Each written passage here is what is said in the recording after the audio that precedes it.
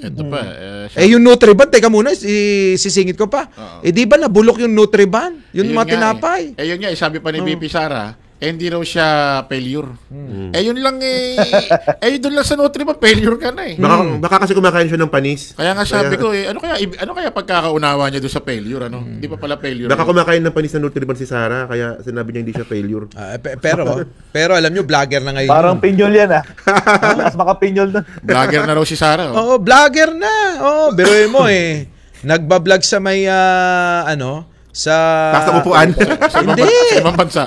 Meron kayong hindi alam Sa Paris yata yun. Ito nag-vlog ba naman, binibidyo. Oo, hinahanap si Kitty, pumasok sa CR, binidyo yung mga nandoon, mga babae sa loob. Nako po. Bawal yun Oo. 'Di ba? Privacy yun, CR yun. Naka-live yun? Naka-live. Binibidyo ni BP, ang galing ng pagkaka-vlog mo ron. Ibig sabihin, meron nga nun. Meron. Ibig sabihin, abogado, vice president, ganun galawan? Oo. Abay, may tama talaga. May tama yung sinasabi niya. May tama talaga So, dali namin kayo sa CR ng mall. Haba ang pila ng toilet. Kitty! Meron pa. Isang vlog yun. Meron pang isang vlog. Habang inahanap niya, binabanggit yung mawalang galang na ho siya mga naghahaponan, nagagaan at mga nananghalian yung dumi. Sabi, paano ko ba sasabihin ito? Sabi ni Jebs. yung libang. Alam naman natin, di ba? Sa mga Bisaya pagka nasaan na si Sara, kanina pa nalilibang. Parang sa ating kasi, di ba, parang kanina pa na ebs, gano'n kanina pa na gano'n kasi ang pangit pag sinabi mong di ba? Pangit yun. Alam naman siguro ng mga manonood kung ano ibig sabihin doon. Pero mo yung binablog. Mapanood na yan. Hanggang nga makarating doon sa CR. Matindi talaga, tawa nga ako ng tawa nung napanood ko yan. Meron pala nun? Ibang klase. Vlogger na yung vice presidente. Vice president, abogado, ganun galawan, parang tambay lang sa... Alam nyo, yung yung naisip talaga ako, sa ganyang attitude ni Sara, anong klaseng critical thinking meron yung mga supporter niya, na hanggang ngayon, nagasuporta pa rin niya. Yung supporta pa sa mga Duterte. Hindi pa nila naisip na isipin nyo pag yan naging presidente yan tulad ng gusto nila, ayan ang iharap natin sa buong mundo na, kasi pag presidente ka, ikaw yung representative na Pilipinas O ito, Pilipinas, si Sara. Ano gagawin yan dyan? Di ba? Ito nga yung sinasabi ko sa'yo kanina pa. Itong mga tagasunod ng mga Duterte, sabihin na natin, Itong mga ito, kung ano lang yung sabihin nila, yun na lang yung paniniwalaan nila. Hindi na nga sila mag-google, hindi na magre-research, tulad ng sinabi mo kanina. Dahil kung ano yung sinabi nila, yun na lang talaga paniniwalaan at susundin pa. Hindi lang paniniwalaan, susundin pa nila. Tsaka piloso pa yung mga yan, kasi minsan wala akong magawa, minsan sa bahay. Umi-epal ako sa mga TikTok. Bakit ako sa mga TikTok live? Subukan yung i-research yung ganito.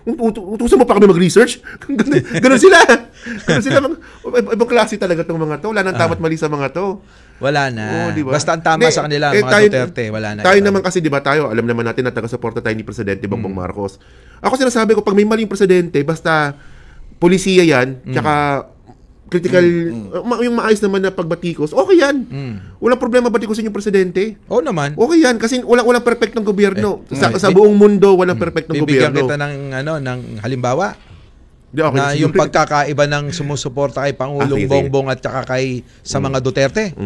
Yung jet ski holiday ni Vice Ganda. Sa pa yan. Binanatan din naman si Pangulo doon. Hinawakan yung mukha at binaling-baling. Tumawalan tayo tinawalan lang natin. Hindi naman tayo nag-react. Yun namang ginamit doon kay dating Pangulong Duterte. Sabi, binastos daw. Yun hindi naman galing kay Vice Ganda, kundi galing mismo yun kay dating Pangulong Duterte.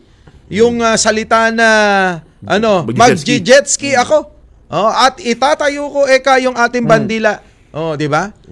May sila matanda na raw si Digong, ba't ginaganon pa? Pero, nung si Digong minura ang Diyos, minura si Pope, pumalakpak sila. Pumalakpak pa. Matitindi nga yung mga DDS. Anyways, ayan na nga. Magbe-break muna tayo. Oo, dahil mga kababayan, kailangan nating break sa susunod. Dapat yung break natin hanap buhay na, no?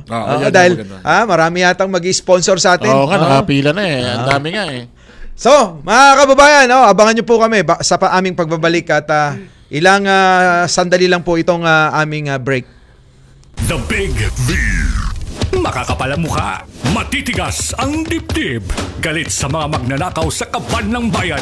The Big V. Makipagkulitan, makipagbardagulan, makipagtalastasan. The Big V. Tuwing Sabado, alas 5 hanggang alas 7 ng gabi sa Radyo Pilipinas, Radyo Publiko, 738. Nakakagets pa muna, no? Yung issue kasi, Ano?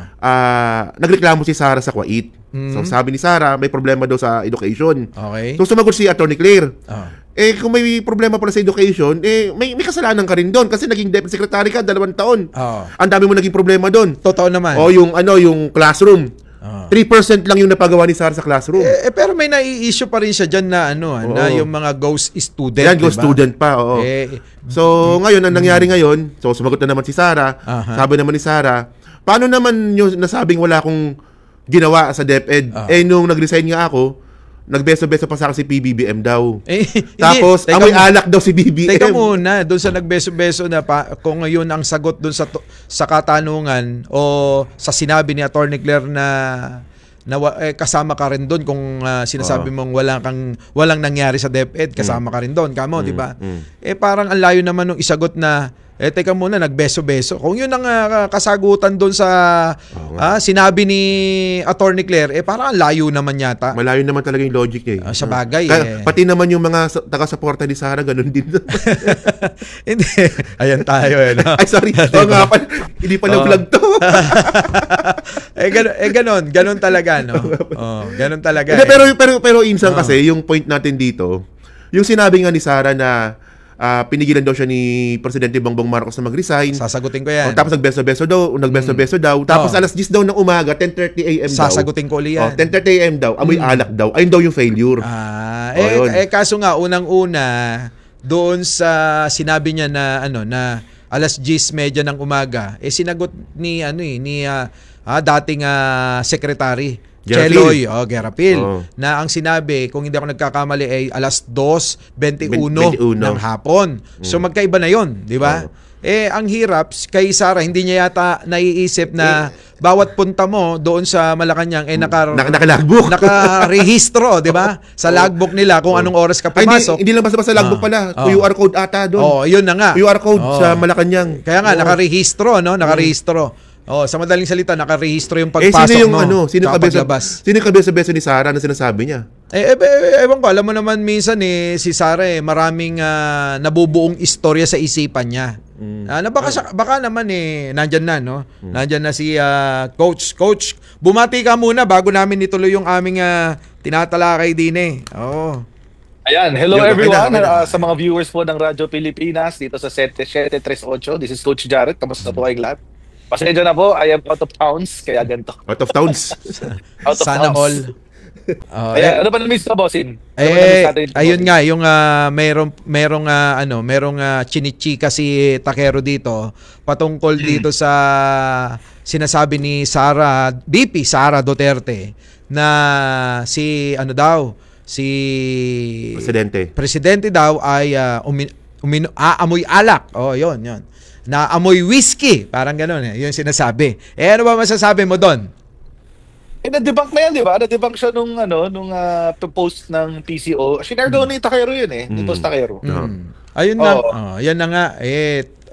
Para sa akin kasi, pagka may mali sa isang istorya, mali na lahat. Mali na lahat di ba? Lalong-lalo na kapag ikaw ay mataas ang katungkulan sa bansa.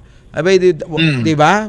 Kapag may mali sa kwento mo, mali na lahat yan. Paano pa ba natin paniniwalaan kung lagi naman, marami ng mga ganong mga sitwasyon na maraming sinasabi si VP Sara na hindi tumutugma sa katotohanan at laging nababara ng Malacanang, di ba?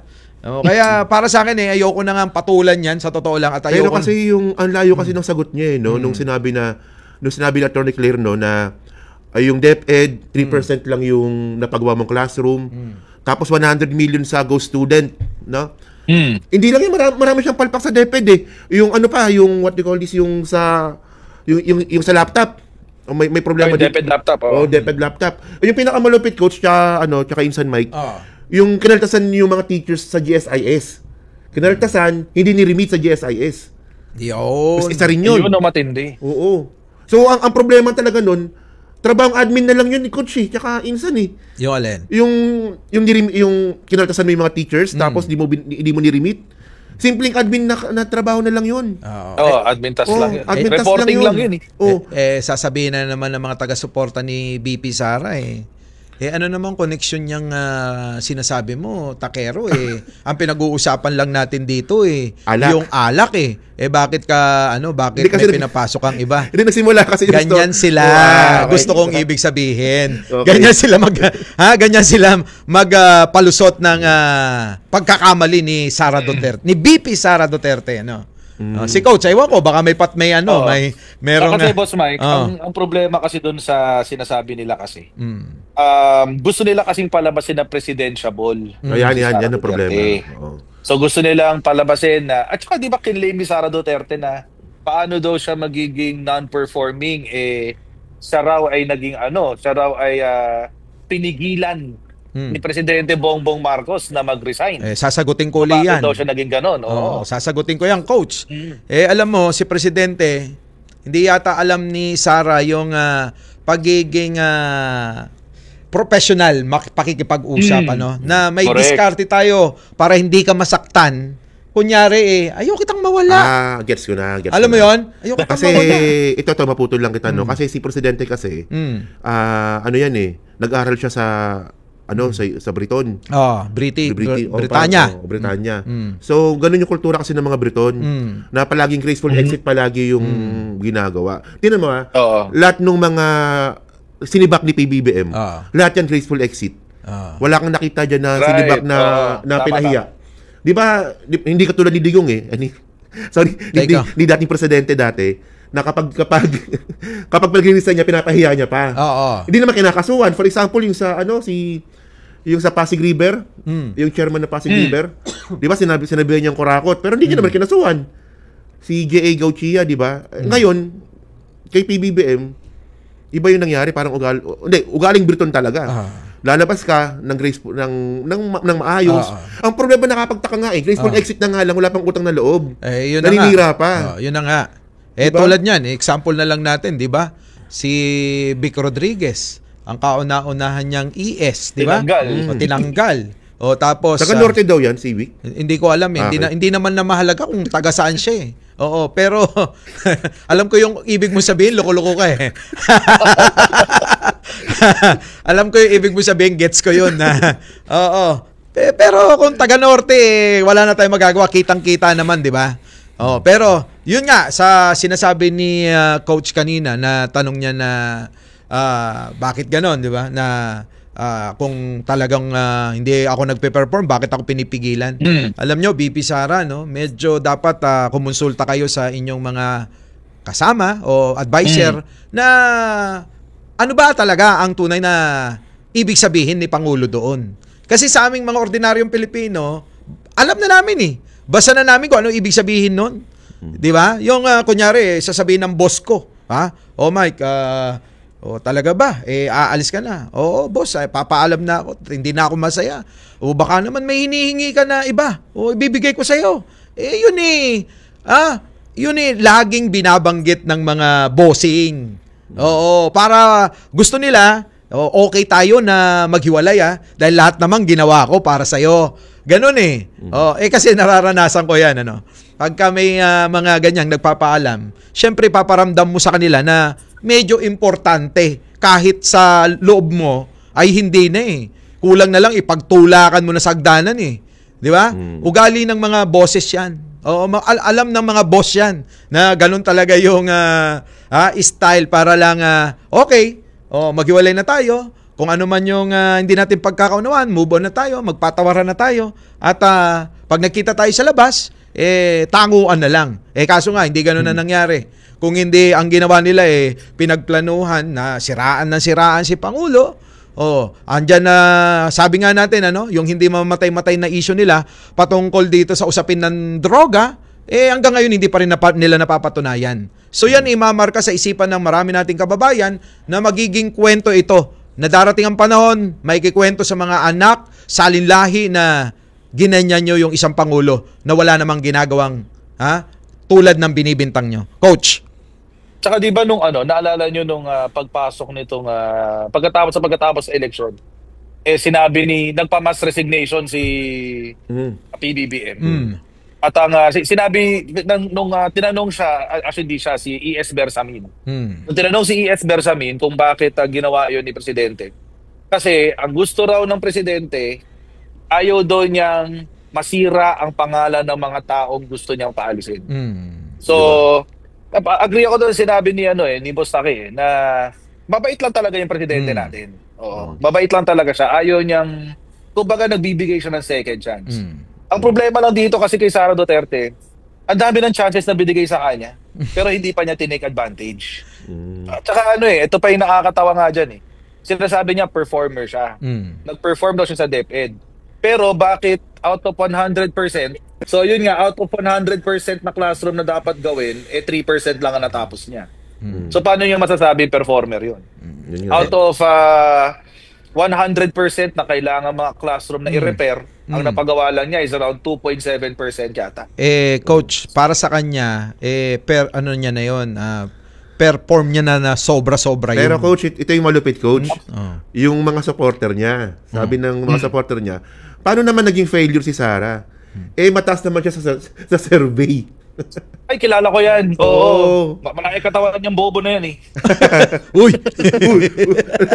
Ang bobo niya malaki lang dyan, muscle pero yung utak niyan gamunggo Alam niyo mga kababayan, ito for the information of everyone, kami po sa HR, kami po ay taon-taon nagpe-performance appraisal.